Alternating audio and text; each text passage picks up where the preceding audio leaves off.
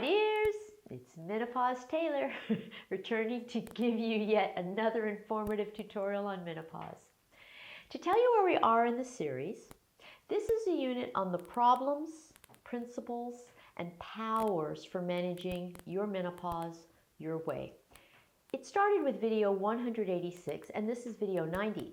The first three were about the problems, and now we're about to talk about some principles. I've already delivered 4 videos to help you succeed no matter how you wish to manage your menopause. If you haven't watched those videos, please do so. And today we'll talk about the smorgasbord of options for managing your menopause. If you have my book, either the first or the second edition, this material is in chapter 6. However, the approach for this video will be a bit different than it is in the book. The benefit of watching this video, even if you do have the book, is that I'm going to give you the basic principle for each category of option. So the structure is going to be more comprehensive and comparative than what you're going to find in the book. To start, let's just list the categories of options, and then we'll address each one. So here's a list of the categories of options for managing your menopause. There's diet, lifestyle, vitamins, minerals, and dietary supplements, herbs, hormones, non-hormonal medications, mechanical options, acupuncture, and hypnosis. What I'll do is compare these options by discussing all of the following factors for each.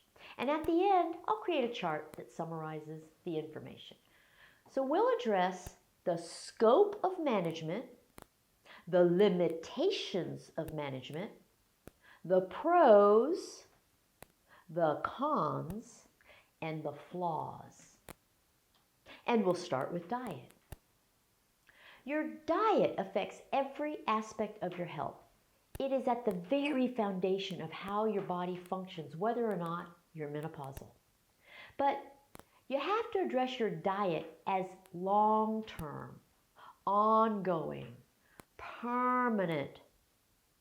You can't address your diet as something that's short-term. The goal is to adopt a committed, consistent diet that will serve all your needs rather than dieting for some limited period of time. And the problem is that most people aren't very good at consistency. So you have to be realistic with yourself and your life. And unfortunately, the hard truth is that the better your diet, the worse your social life. That's because most social events involve dietary items that are not healthy. I mean, think about it. Social events revolve around junk food, sweet food, too much food, and alcohol.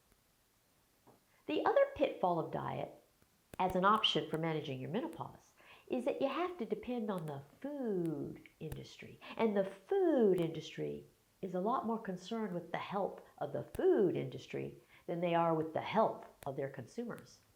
Food is processed, preserved, full of fat, oversweetened with sugar, heavily laden with salt, and mislabeled in a way that sabotages your efforts. And while your diet is ultra important, it constitutes nutrition, not hormones. So you can't expect your diet to compensate for your loss of hormones. That's just fantasy. But if you do manage to adopt a really healthy diet, you can prevent most cancers and you can prevent a heart attack. So permanently adhering to a diet that's low fat, high fiber, and low sugar is one of the best things you could possibly do. So here's the diet part of our chart. Next is your lifestyle. Your lifestyle encompasses all of your habits. It consists of the things you do on a regular daily basis, and it consists of the things you don't do. And the list of items that constitute your lifestyle is longer than you might think. It includes all of the following: your wake-up time, your bedtime, how many hours of sleep you get every night, your quality of sleep, how often you eat, what you eat, how often you eat out, how often you exercise, whether or not you drink alcohol, whether or not you smoke, whether or not you use recreational drugs, including marijuana, how well you manage your weight, how routine your lifestyle habits are, how much you expose yourself to the sun, your work-play balance, your stress-reducing measures, your passions and pleasures, your self-esteem, and your sex life. So your lifestyle encompasses just about everything. Now, the problem with trying to define your lifestyle is that we tend to be quite arbitrary about a lot of things. For instance, when we claim to do something in moderation, what does that mean? If you do something in moderation that's part of a healthy lifestyle, does it negate the things you do that are unhealthy? And if you do something in moderation that's part of an unhealthy lifestyle, does it negate the things you do that are healthy? Another vague term that affects your lifestyle is the phrase once in a while. How often is once in a while? I mean, is it the same for everything? So lifestyle is a lot like diet. You have to commit. And if you do commit to a healthy lifestyle, it will have a positive effect on every aspect of your menopause. It will reduce all your symptoms of menopause and all your risk for the diseases associated with menopause. And like a healthy diet, it will probably interfere with your social life unless all your friends have that same lifestyle. Also like diet, your lifestyle does not substitute for the hormones you lose at menopause. But no matter what else you do, a healthy lifestyle will benefit you in a multitude of ways. So here's our chart for the lifestyle. Now for vitamins, minerals, and dietary supplements. All of these fall into the category of nutrition. They are not specific to menopause. At the same time, there are various vitamins, minerals, and dietary supplements that are beneficial for particular aspects of menopause. In videos 120, 121, and 122, I presented them to you. So if you want to know which vitamins, minerals, and dietary supplements help with which aspects of menopause, watch those 3 videos. In general, though, most people use these items to compensate for inadequacies in their diets. They cater to the desire to have your cake and eat it too. But the most important thing to know about these products is that your body does not use them the same way when they come out of a bottle as it does when they come from your food. And that's because when they come out of a bottle, they are isolated. Your body is designed to utilize them best when combined with other nutrients in the form of food. So these are all fine, but just know that there is a difference. The other big ticket item is the supplement industry itself. The very industry that produces these products is an entirely different industry than the drug industry. And as such, it has a whole different set of rules. The standards for supplements only have to adhere to the standards for foods, not drugs. And the only regulation is by the manufacturers themselves. In other words, there's no oversight. That's why you can't expect any of these products to do anything more than help you maintain your already good health. They are not intended to function as medications. One of the pros is that you don't need any kind of professional in order to obtain these items. But one of the cons is that you're on your own and have no professional assistance. In the next video, which will be 191, I'll be presenting the differences between dietary supplements and pharmaceutical drugs.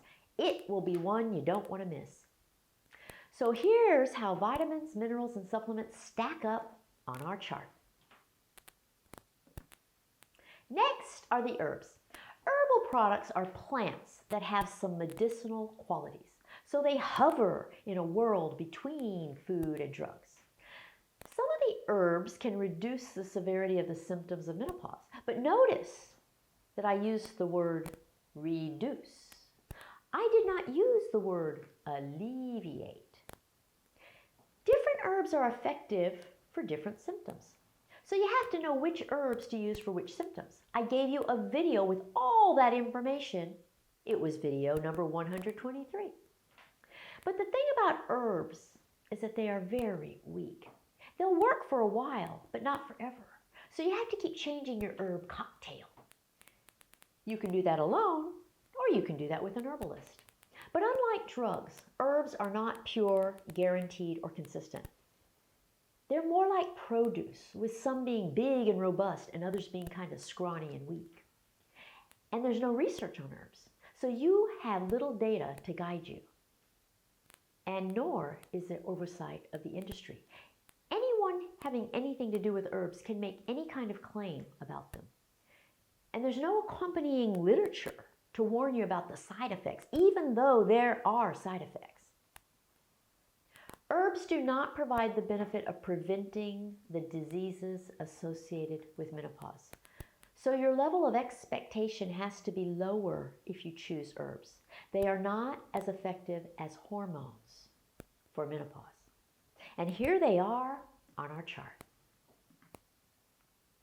And now we come to hormones. Menopause is the direct result of lost hormones. So hormonal options seek to replace what is missing. The idea with hormones is to use hormone replacement to alleviate all the symptoms that are associated with the missing hormone. And of all the options, this one is the most effective for alleviating your symptoms of menopause. And as I taught you in videos 98, 99, and 100, there are long-term perks associated with hormones in that they prevent the diseases that are due to deficiency of the hormone estrogen. The disadvantage of hormones is that some women are afraid of them. They do have some risks, although most of the fears women have are disproportionate to the risks. The other disadvantage is that they require a prescription. But unlike vitamins, minerals, dietary supplements, and herbs, hormones are considered drugs. As such, there is greater oversight and regulation, and that's an advantage. However, there is a difference in the degree of regulation between pharmaceutical hormones and compounded hormones.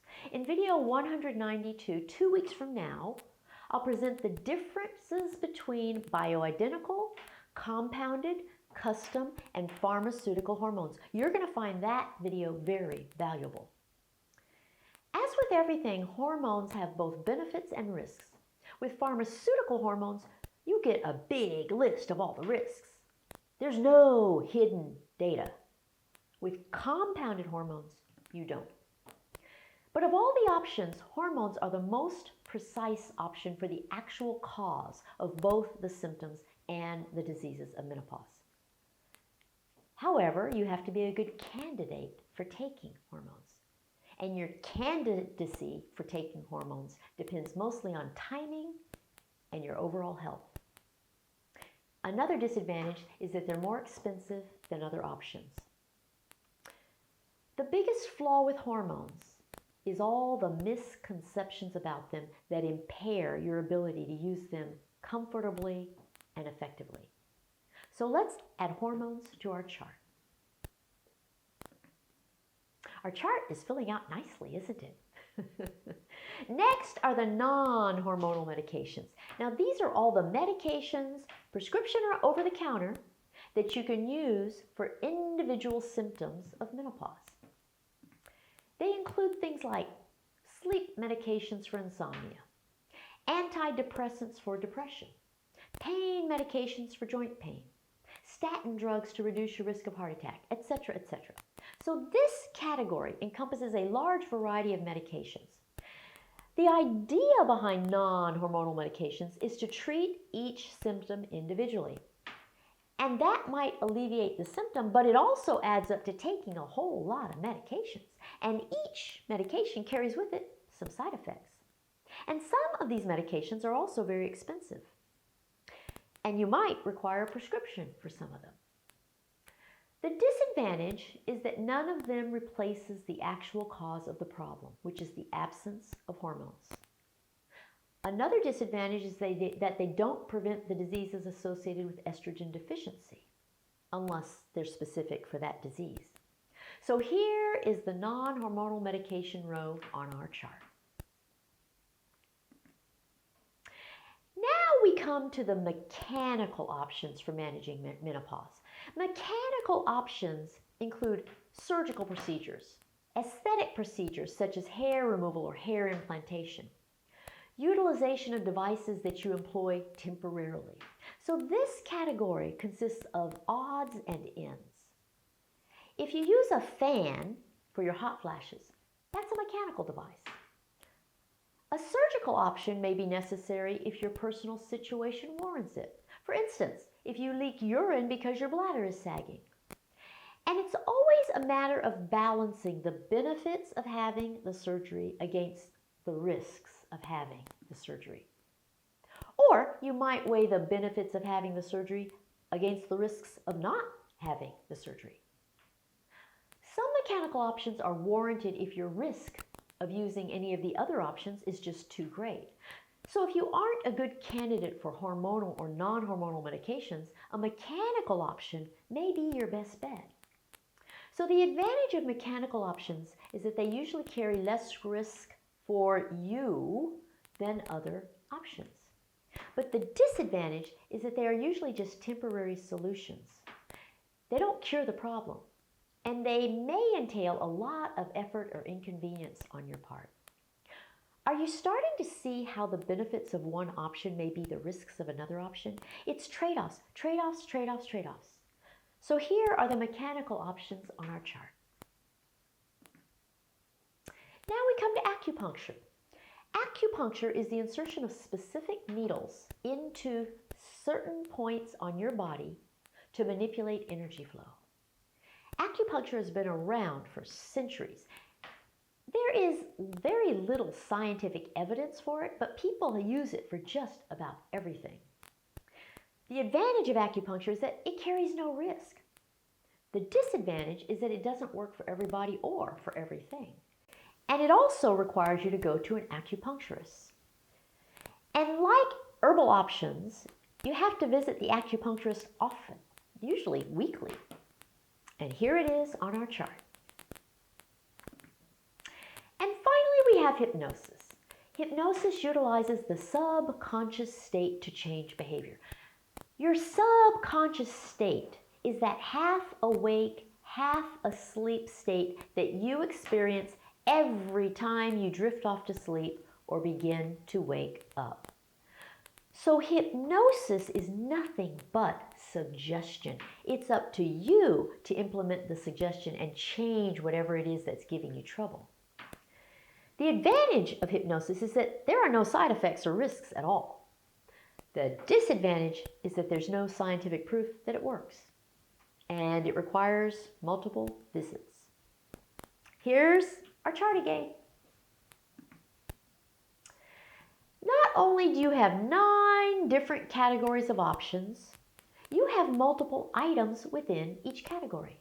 That, my dears, constitutes a vast smorgasbord of options.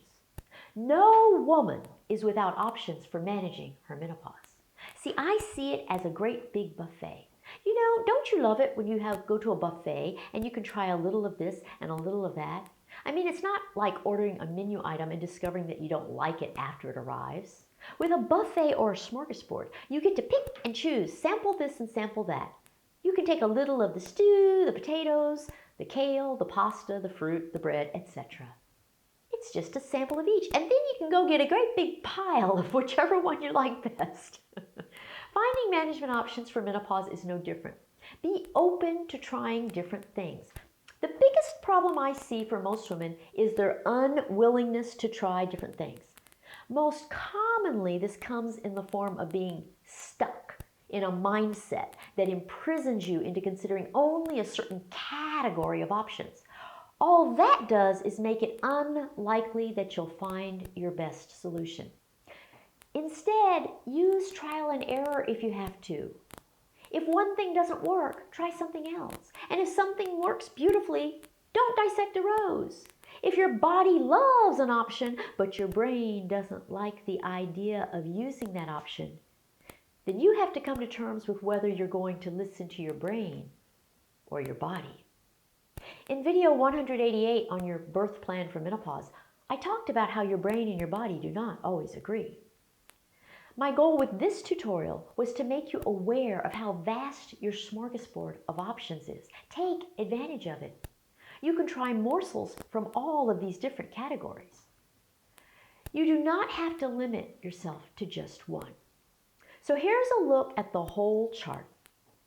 Of course, we're all too blind to read it, but you get the idea.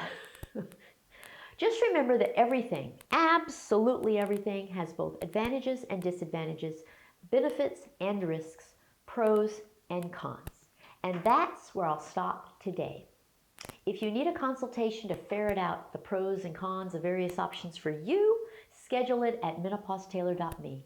Be sure to subscribe and follow me. And come back in a week to hear about the differences between dietary supplements and pharmaceutical drugs. I promise you that there's more to it than you might imagine.